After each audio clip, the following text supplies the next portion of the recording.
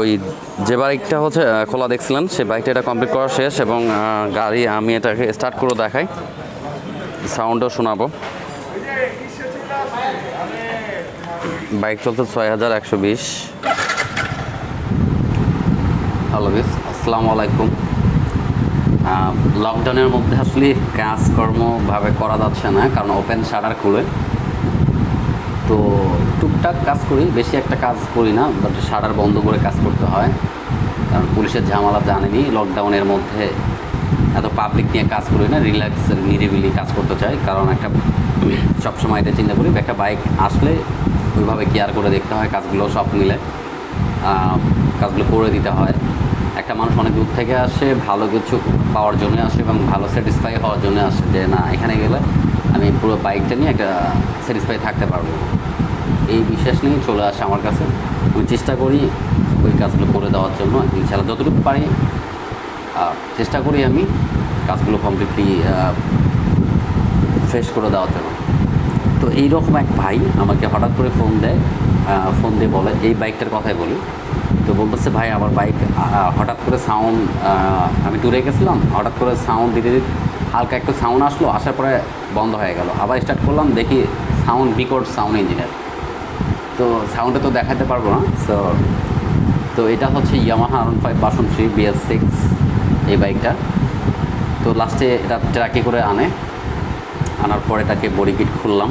Body কিটগুলো খোলার পর এটাকে মেইনলি আগে টেবিল বাড়ি কাভারটা আগে খুলে দেখলাম, এখানে লকার মোকার ঠিক আছে কিনা। এগুলো লকার ওই রকম মানে আগের বাইকগুলো যেমন লকারগুলো পুড়ে যায়, নষ্ট হয়, খাওয়া যায়, এরকম বেশি খারাপের দিকে। তো সেরকমটা হয়নি। তো প্রবলেমটা কোথায়? এরপরে আবার আসলাম, ম্যাগনেট খুললাম। আপনারা তো ম্যাগনেট বুঝছেন কোনটা, দেখাই। এই যেটা মানে এর আগে আপনাদেরকে বলছিলাম যে এখানে এই 3টা নাট ভেঙে যায়। তো যেহেতু সাউন্ড হচ্ছে বাইকে, সাউন্ড হওয়ার মধ্যে ডিফেন্ট হেডে থেকে আর ম্যাগনেট থেকেই বেশিরভাগ হয়। হঠাৎ এরকম বাজে সাউন্ড, বন্ধ হয়ে যায় গাড়ি। তো এই নাটগুলো ভেঙে যায়, যার ফলে এটাকে চেক করতে যাই, এই নাটগুলো ভালো আছে বাইকের, এই ম্যাগনেট ওকে আছে। তো লাস্টে প্রবলেম খুঁজতে যেয়ে প্রবলেমগুলো মানে দেখতে গেলাম এক এক করে সব। ওপাশে ক্লাস সাইড খুলে চেক করলাম, ওই সাইডে ওকে আছে করতে যায়। লাস্টে যখন আমি টাইমিং চেনে, যেহেতু এই বাইকটার একটা বিষয় যেটা BS6, এটার ক্যাম একটু হাই থাকে, যার ফলে স্লো মোশন টানটা। আর এই BS6 বাইকের একটাই প্রবলেম হচ্ছে ক্যাম লকার এগুলো নষ্ট হয় একটু হাইয়ের কারণে। এবং সেইখানে তো যার বাইক সেও এর আগে আমার ভিডিও দেখছে, একটা BS4 করছি MT-15-এ। তো সেইটা দেখে উনি বলতেছে তাহলে ভাই যদি কম খরচের মধ্যে হয়ে যায় তাহলে BS4-এর যে জিনিসগুলো লাগে এগুলো লাগান, আর যদি প্রবলেম থাকে, যেহেতু সমস্যা হয়েছেই ছোটোখাটো, তাহলে একবার করিয়ে দেন, যেহেতু গাড়ি খুঁজছি আর চাই না প্যারা নিতে। তো যাই হোক, এই ওনার কথা মতো ওইভাবেই আসলে বলতেছিলাম। এবং লাস্ট পর্যায়ে যে সমস্যাটা পাইলাম, ক্রিটিক্যাল সমস্যা, সাউন্ডটা হওয়ারই কথা, এই যে প্রবলেমটা আমি দেখাই, সেই সমস্যাটা ছিল হচ্ছে এটা হচ্ছে টাইমিং অ্যাডজাস্টার।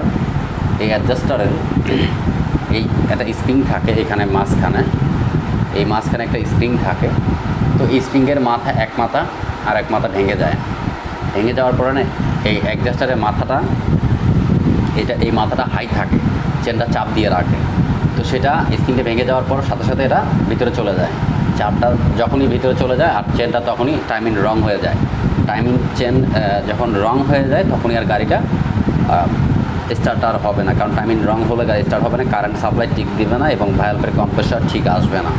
এই শুধু সামান্য একটা স্প্রিংয়ের কারণে এই অ্যাডজাস্টারটা হচ্ছে আপনার এই স্প্রিংটা ছিঁড়ে যাওয়ার কারণে এই ধরনের বিকট সাউন্ড হয় এবং এই বাইকটা খোলা হয়। 5 থেকে 6000 কিলো বাইক চলছে এই বাইকটা। তো স্প্রিং ছিঁড়ে যায়। আসলে আমার কাছে এই ধরনের প্রবলেমগুলো আসে, আমি আগেও বলছি, আমার কাছে আপনারা যা ভিডিওগুলো দেখেন, আমার কাছে এখানে শুধু প্রবলেমই পাবেন অ্যান্ড সলিউশন। ফ্রেশ গাড়ি খুব কম, এর মধ্যে সার্ভিস করা যেগুলো আসে সেগুলো তো সবসময় দেখি, সার্ভিস করি। আর এই যেগুলো আসে সবগুলো হচ্ছে এমন কাজগুলো আসে যেটা আমার কাছে ভেঙে চুরে এইরকম মানে বিভিন্ন ধরনের কাজগুলো আসে। তো আমি চেষ্টা করি, আমার কাছে প্রবলেম অ্যান্ড সলিউশন এখানে দুটোই পাবেন। প্রবলেম হবে না, সলিউশনটাই হবে।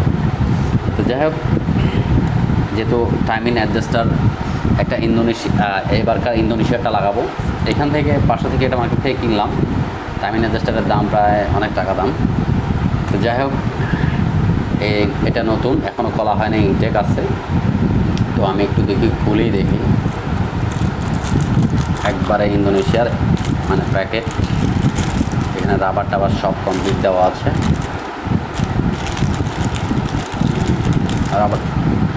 রাবারটা নাও।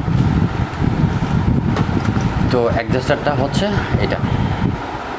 এটা হচ্ছে ইন্দোনেশিয়ার, এটা হচ্ছে ইন্ডিয়ান। তো আমরা এটার থেকে স্ট্রংটা লাগাই, এটা একটু ভালো হবে, আর কখনো এরকম সমস্যা হবে না। যেহেতু এত দুর্বল স্প্রিং ভেঙে গেল, তার জন্য অনেক কিছুই প্রবলেম হয়ে যায়। তো এটা যেমন এই মাথাটা যেমন শর্ট, আমি যদি এটা ছেড়ে দিই, এই পিনটা যদি ছেড়ে দিই, দেখেন লম্বা হবে কীরকম। তো এইরকম স্প্রিং থাকবে। এটা দেখেন কতটা শর্ট আর এটা কতটুকু শর্ট, তফাৎটা দেখছেন? এটা কতটা লং হয়ে গেল, এটার স্প্রিংয়ের কারণে এই অবস্থা, যার কারণে চাপ দিতে পারে না, এবং তার কারণে টাইমিং লং হয়ে যাওয়ার পর গাড়ির স্টার্ট বন্ধ হয়ে যায়, সাউন্ড, লকার, এগুলো ক্যামে কিছু স্পট প্রবলেম হয়ে যায়। সামথিং প্রবলেমের কারণে লাস্টে এই পর্যায়ে এই বাইকটা ইঞ্জিনের ভিতরে BS4-এর মাল লাগানো হচ্ছে। অর্থাৎ এটার ভিতরে যেখানে BS6-এর কিছু মাল আছে সেগুলো রিপ্লেস করে আমরা BS4-এ আনবো। 6 আছে, এখন 4-এ আনবো। তো যাই হোক, রিপ্লেস করি। আপনারা দেখতে থাকুন ভিডিওটা, আর অবশ্যই ভালো লাগলে লাইক দিবেন, শেয়ার করবেন, সাবস্ক্রাইব করবেন। আল্লাহ হাফেজ।